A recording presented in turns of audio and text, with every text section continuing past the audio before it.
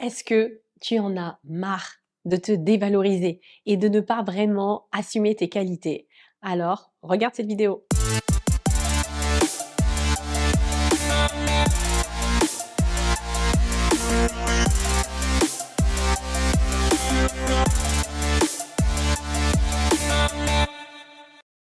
Je suis Sarah Massengo. Quelle est ma mission pour toi? Eh bien, je suis pulvérisatrice de blocage pour t'aider à devenir un leader inspirant. Et qu'est-ce que c'est un leader inspirant? Déjà, je voudrais que tu le sois pour toi-même et pour les autres. Un leader inspirant, eh bien, c'est une personne qui a de l'influence positive sur toi-même, pour commencer, et après sur les autres. Et je veux vraiment t'aider à devenir cette personne. Alors, est-ce que tu es comme la plupart des personnes que je coach, et comme moi aussi avant, c'est que tu as tendance à te dévaloriser. Tu n'arrives pas vraiment à prendre conscience de tes qualités, de tes forces. Et tu fais ça depuis toujours, et tu aimerais bien que ça change. Eh bien, tu sais, il y a une citation que je voudrais te partager, que j'aime beaucoup, d'une philosophe qui s'appelle Christine Singer. Elle est tellement magnifique, cette citation, que je vais te la lire. Alors, prends note, s'il te plaît. Tu pourras même mettre une pause dans cette vidéo. Et tu vois, cette citation, pourquoi je vais te la partager? Elle montre vraiment la manière dont je vois les personnes que j'accompagne, la manière dont moi je te vois toi-même. L'amour est visionnaire. Il voit la divine perfection de l'être aimé, au-delà des apparences auxquelles le regard des autres s'arrête.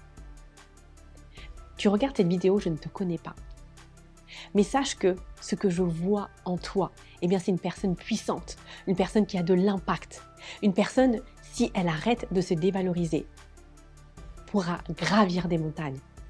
Et les personnes que j'accompagne, eh bien, c'est cette vision que j'ai d'elles-mêmes et je les aide à croire en cette vision, qu'elles puissent vraiment se l'approprier pour que ça fasse partie d'elles-mêmes. Alors, tu sais, moi, j'aime toujours, par rapport aux problèmes, je suis pulvérisatrice de blocage, aller à l'origine des problèmes pour que ce problème de dévalorisation n'existe plus dans ta vie. Alors, le premier point que je voudrais te partager pour ça, eh bien, c'est que tu saches ce que signifie le mot humilité. Oui, parce que bien souvent, on emploie des termes, mais on ne sait absolument pas ce que ça veut dire ou on les emploie pas du tout pour le bon contexte. Alors, humilité, j'ai fait quelques petites recherches parce que je suis aussi passionnée par l'étymologie des mots. Alors, ça vient du mot latin, humus. Désolée pour la prononciation si c'est pas terrible, et ça veut dire terre, sol. Donc, tu vois, une personne humble, elle a un ancrage très fort au niveau du sol. C'est quelque chose qui est viscéral, qui va vraiment dans les entrailles. C'est quelque chose qui te permet d'avoir des fondations solides, l'humilité. Et tu vois, quand on parle de modestie, pareil, on va partir avec le latin, modestia, eh bien, ça vient modestia, donc modération, et là, ça va concerner plutôt le comportement. Et en général, toi qui as tendance à te dévaloriser, qu'est-ce que tu fais? Eh bien, tu utilises de la fausse modestie.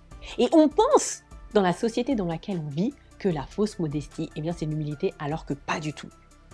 Il y a une autre encore citation, parce que vraiment, je trouve que j'ai même pas de commentaire à mettre sur cette citation, tu vas voir comment ça va te parler. C'est un psychologue qui s'appelle Christopher Peterson. Qu'est-ce qu'il dit, ce monsieur? L'humilité n'est pas penser moins à soi. Les personnes humbles ne se déprécient pas. Elles sont plus présentes à elles-mêmes. Tu as entendu? Les personnes humbles ne se déprécient pas. Pourquoi? Parce que tu sais qui tu es conscient de ton identité. Donc tu vas t'apprécier à ta juste valeur. Et c'est de cette manière que j'aimerais t'aider à évoluer, en étant cette personne. Et donc le premier truc, voilà, c'est apprendre à être une personne humble. Le deuxième élément que je voudrais te partager avec toi pour que tu te dévalorises plus, eh bien, c'est l'influence familiale. Tu vois, là, c'est l'origine d'un problème. L'influence familiale dans ton environnement, eh bien, contribue au fait que tu te dévalorises aujourd'hui. Pourquoi? Parce que lorsque tu étais enfant, eh bien, c'était mal vu de parler de soi. Si tu parlais de toi, les membres de ta famille allaient dire non mais cette personne, mais elle se la pète, mais pour qui elle se prend, etc. Et tu ne pouvais pas porter ta voix. Tu étais un enfant très soumis. Donc tu as été habitué à être tout petit, à ne pas parler, à ne pas faire entendre ton message en famille. Sinon, ça aurait été un signe de non-respect. Et tu as gardé cette habitude. Tu as beau avoir 20 ans, 40 ans, 60 ans, tu as gardé cette habitude. Et c'est ça que tu as besoin de pulvériser. Et en tout cas, les personnes que j'accompagne, je les aide à faire ça pour que tu puisses te sentir libre d'être toi-même et ne plus te dévaloriser et ne pas reproduire les schémas familiaux. Tu vois déjà ça. Ensuite, le troisième élément, eh bien, c'est que tu n'as pas d'inspiration, de personnes humbles dans ton environnement personnel et professionnel. Et bien souvent, les personnes qui ont soi-disant confiance en elles, dans ton environnement personnel ou professionnel, eh bien, ce sont des personnes qui se vantent et qui écrasent les autres. Alors toi, tu te dis, comme tu n'as pas, entre guillemets, de modèle qui t'inspire, eh bien, tu restes dans ce schéma de te dévaloriser, de dévalorisation, parce que tu te dis, je ne veux pas ressembler à cette personne. Moi, j'ai pas envie. Si j'ai confiance en moi, ça veut dire que je vais écraser les autres et je vais toujours me montrer, trop me montrer, etc. Et tu ne t'autorises pas à t'apprécier tel que tu es. Et sache que j'étais comme toi aussi. Les personnes que je voyais en entreprise, souvent, ben, je me disais, non, mais en fait, moi, je préfère rester en train de me dévaloriser plutôt que d'assumer clairement ce que j'étais. Donc c'est ça. Or qu'il existe, il est possible d'avoir des modèles de personnes qui sont humbles, mais qui sont conscients de leur identité sans pour autant rabaisser les autres. Et c'est comme ça que tu peux évoluer. C'est possible, ça existe. C'est pas du tout un mythe. Et l'autre point, le quatrième point, c'est le fait de ne pas savoir parler de soi. Alors souvent, tu vois des exemples un peu trop disproportionnés. Dans ta vie professionnelle, dans ta vie perso, comme je t'ai dit, les personnes qui parlent de soi, elles parlent que d'elles, donc elles n'écoutent pas les autres. Et ça t'inspire pas du tout. Donc tu ne sais pas comment faire pour parler de toi.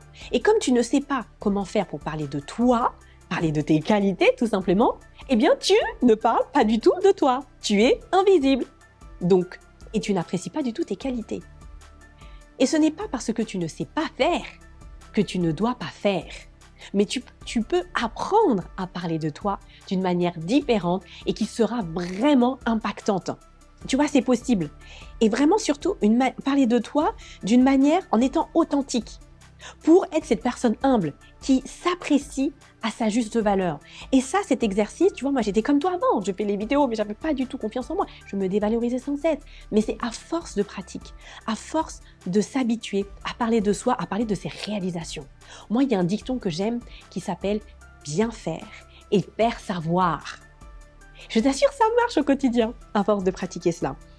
Et le cinquième élément aussi, donc qui fait que tu te dévalorises sans cesse, et c'est que tu n'arrives pas à faire, comment dirais-je, à apprécier le fait de faire des petits pas. Il y a une citation d'un mentaliste, Fabien Licard, que j'aime beaucoup.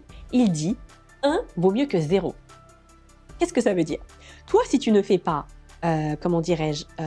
si tu ne fais pas 10, donc je t'apprends à valoriser tes actions. Si tu ne fais pas 10 petits pas, eh bien tu en fais 0. Donc l'idée, c'est que tu n'arrives pas à valoriser les petites actions que tu fais. Même si tu fais une action, eh bien c'est mieux que rien du tout. Alors que toi, si tu fais une action, c'est comme si tu n'avais rien fait. Et l'idée, c'est ne pas sous-évaluer les petits pas. Je le vois avec les personnes que j'accompagne, je leur dis à chaque fois, mais tu te rends compte de ce que tu as fait? Là, j'ai l'exemple d'une cliente. Eh bien, dans des exercices de coaching, elle était très inspirée. Elle a fini, elle m'a dit, un cahier de 80 pages. Je m'a dit, oh, j'ai écrit pas grand-chose. Là, j'ai pris un deuxième cahier, j'ai écrit 80 pages. Je lui ai dit, quoi? Et elle voyait ça, elle est en train de banaliser cela. Et l'idée, c'est que tu apprennes à apprécier à sa juste valeur chaque petit pas que tu fais. Moi, je te forme. Mon but, en fait, quand tu regardes cette vidéo, c'est que tu intègres le sport quotidien du leadership. Je fais un petit pas, j'apprécie ce petit pas, je ne le sous-évalue pas. Crois-moi, si tu appliques tout ce que je te partage, ça marche au quotidien, c'est vraiment puissant. Et le dernier élément, c'est déranger. Oui, accepte, tu as peur de déranger l'autre. Tu sais, on est tous uniques en fait sur cette terre, on a tous des qualités bien spécifiques. Et toi, eh bien, tu es bien conscient que tu es quelqu'un de spécial peut-être. Et si tu acceptes d'être toi-même, d'apprécier tes qualités, tu as la sensation que tu vas déranger les autres. Et tu vas mettre certaines personnes mal à l'aise, qui vont peut-être t'envier. Et comme le peu de fois où tu as essayé de faire ça, c'est ce qui s'est passé, la jalousie, etc. Donc tu as décidé d'arrêter et de rester invisible. Stop. Parce que je vais te dire quelque chose. Oui, C'est normal que que tu vas déranger les autres. C'est important que tu acceptes de déranger les autres parce que c'est inévitable. Parce que peu de personnes sont authentiques, peu de personnes sont soi-même. Et les personnes qui vont te regarder, eh bien souvent, c'est parce qu'elles t'envient. Mais elles ne vont pas te le dire parce qu'elles ont trop d'orgueil, etc. Et ce n'est pas parce que tu déranges que tu devrais arrêter d'être toi-même ou de valoriser tes actions. Continue à le faire parce que c'est inévitable. J'ai envie de te dire, si tu déranges, c'est plutôt bon signe. Ça veut dire que tu avances dans la bonne direction. Alors tu vois, à travers cela, je veux vraiment te dire, c'est que tu regardes cette vidéo et sache que pour moi, je crois à la synchronicité. La synchronicité, c'est plein d'événements successifs qui vont arriver dans ta vie et ce n'est pas le fruit du hasard. Le hasard n'existe pas. Et là, en regardant, tu es tombé sur cette vidéo, ce n'est pas le hasard. Tu l'as regardée jusqu'au bout. Alors accueille cette synchronicité, le cadeau magnifique que la vie t'envoie. Et mon but, c'est de t'aider à devenir un leader dans toutes les sphères de ta vie. C'est pas simplement un leader au travail, c'est un leader dans ta vie personnelle, avec ta famille, avec tes enfants, avec tes amis, partout. Je veux t'aider à être un leader en tout temps, en toutes circonstances. Si c'est ce que tu veux faire, c'est ton objectif aujourd'hui pour avoir vraiment confiance en toi, eh bien inscris-toi à ma vidéo de formation offerte. Le lien est juste en bas de cette vidéo. Les 3 étapes pour assumer ta posture de leader. Et tu verras, j'ai eu d'excellents retours avec cette formation que j'ai faite avec beaucoup d'amour et ça va t'aider à agir. Et on verra après, peut-être qu'on pourra échanger ensemble pour voir si je peux t'aider. À très bientôt et time for action. Ciao!